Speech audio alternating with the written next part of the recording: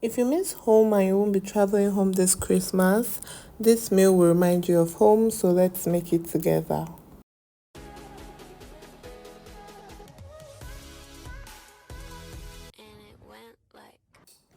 This meal is very simple and you need just a few ingredients. We have yam, onion, utazi leaves, ukpaka, palm oil, and pepper. Everything I've just said is going to be in the description box. The first thing I did was to cut up the yam, and for this yam I did not peel the back.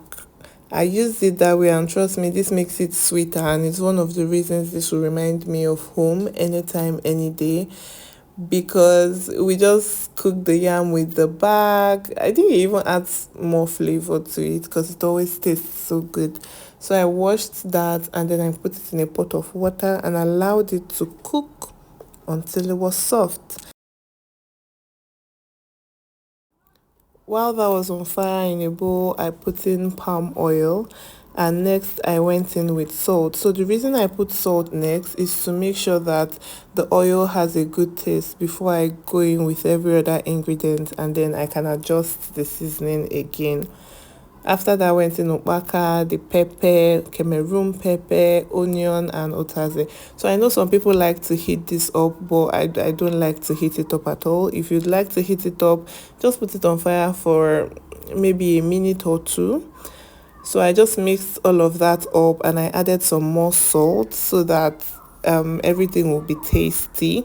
Checked on the yam, it was soft enough.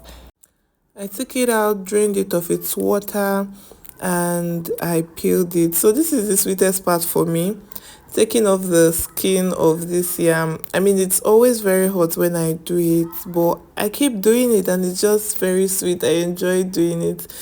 So I did all of that and I roasted some plantain. So I served this with plantain and the oil sauce, and this was so good. I also garnished it with a bit of onion, and yeah, I hope you enjoyed this video. I'll see you in the next one.